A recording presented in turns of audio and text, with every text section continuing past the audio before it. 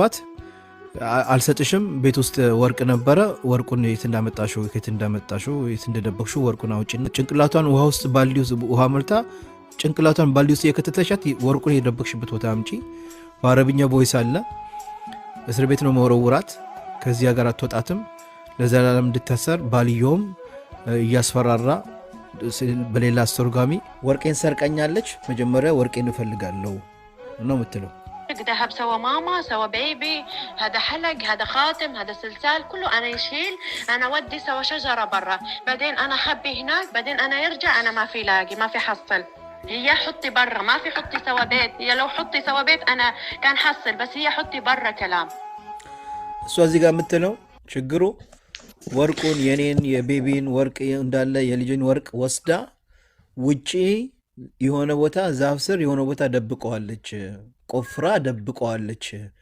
ቤት ውስጥ ቢሆን ኖሮ ቤቱ እንዳለ ገላባብጬ ፈልጌ ወርቁን አገኘው ነበር እኔ ግን በእርግጠኝነት እቺ ልጅ ወርቁን ወስዳ ውጪ ቆፍራ ደብቀዋለች ነው የሚለው እዛች ጋር ቀደም ረውዳ ሲሉ ነበር እዚች ጋር ደግሞ አሁን بيت هي الحين انا ما في ودي مكتب انا اكلم مكتب انا كلم مكتب انه هي يسرق ذهب እኔ ለመክተቦቹ አናግሬያቸዋለሁ ኦሬዲ ከኔ ወርቅ እንደወሰደች እንደሰረቀችኝ ግን አሁን ወደ መክተብ አልመልሳትም አልወስዳትም ነው የምትለው ويا الحين سوا سجن ما في مكتب هي ما في مكتب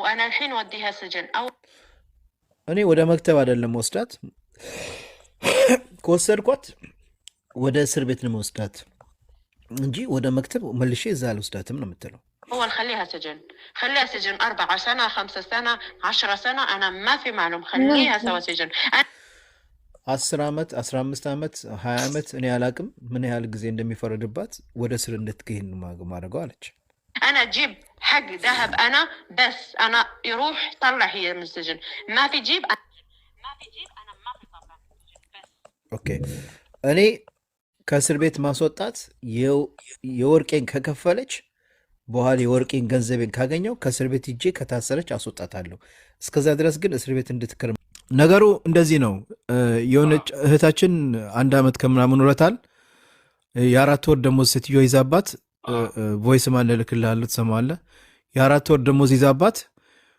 አልሰጥሽም ቤት ውስጥ ወርቅ ነበረ ወርቁን የት እንደደበቅሽው ወርቁን አውጪና ወርቁን መልሺ እሷ ደግሞ ልጅቷ ለካ እህት አለቻት መሰለኝ ሳውዲ ለእህትየው በቃ እኔ እህቴ ጋር ወርቅ የራሷ ወርቅ ሊኖራት ይችላል እሷ ትስጥና ተውኝ አትግደሉኝ ጭንቅላቷን ውሃ ውስጥ ባልዲ ውስጥ ውሃ መልታ ጭንቅላቷን ባልዲ ውስጥ የከተተሻት ወርቁን የደበቅሽበት ቦታ አምጪ በአረብኛ ቮይስ አለ እስር ቤት ነው መወረውራት ከዚህ ጋር አትወጣትም ለዘላለም እንድታሰር ባልየውም እያስፈራራ በሌላ አስተርጓሚ ትናገሪ ምናምን ያሉ የጮሁባት ቮይስ ምናምን እንትናለን እና እቺ ልጅ እንዴት ነው አሁን ምን ማድረግ ይቻላል እና ስለዚህ ይሄን ጉዳይ ለኤምባሲ መስጠት አለብን ምን እናርግ ኤምባሲ ነው ኤምባሲ ቮይሱ ካለ አለኝ ይሰማል አይደል ይሰማኛል አዎ ቮይሱ ካለ ልጅቷ እህቷ ናት ቮይሱን የያዘችው አይደለም ወንድምየው እህትየው ሳውዲ እህትየው አለቻት ሌላ እህት አለቻት እሷ ግን ሌላ ቦታ ነው የምትሰራው እና በቃ ወንድምሽም ይሁን የፈለገ ሰው ገንዘቡን አምጡ ልክልሃለሁ በአረብኛ ነው ትሰማዋለህ እና ትንሽ ደግሞ ሀለብኛ ነው የሀላባ ልጆች ናቸውና አስተርጉሜው ሰምቼው ነበርና በቃ እኔ ከመሞት ከምትገለኝ ምን ከምትል እንትን ስጧት እያለች ነው ባልዲ ውስጥ እየከተከተቻት እያስቃየች ሴትዮ በጣም ኃይለኛ ናት ተናዳ ነው የምትናገረው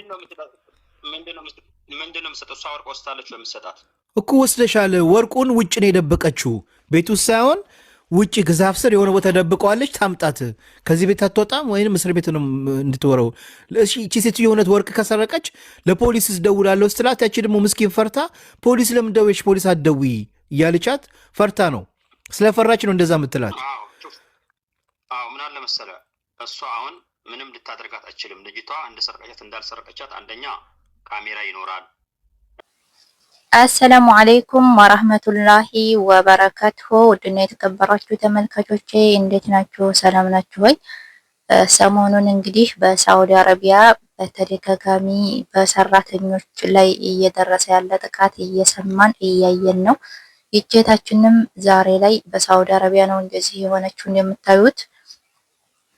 እጇን በዚህ መልኩ ቁስልስል እስከሚል ድረስ በቢላዋ ነው የተለተለችኝ ብላለች። እዛ ጋር ሲጠይቋት አንገቷን ይሄ ፊቷ ምናምን ሴትዮዋ እንደዚህ ቡጭርጭር አድርጋታለች ማለት ነው። እቺ ሴትዮ እንግዲህ ምናልባትም በሽተኛ ልትሆን ትችላለች። አንዴ ሰራተኛ ካልተመቸቻት እና ደስ ካላለቻት በተለይ በህጋዊ እስከወሰደቻት ድረስ ለመክተብ ለቢሮ ወስዳ ማስረከብ ትችል ነበረ። እንደዚህ ድብድብ ካደረገች በኋላ ግን ሳውዲ ኤርፖርት አየር ማረፊያ ነው ወስዳ የጣለቻት ማለት ነው። ወደ ሀገር ራሱ እንዴት እንደምትገባ አስቡት።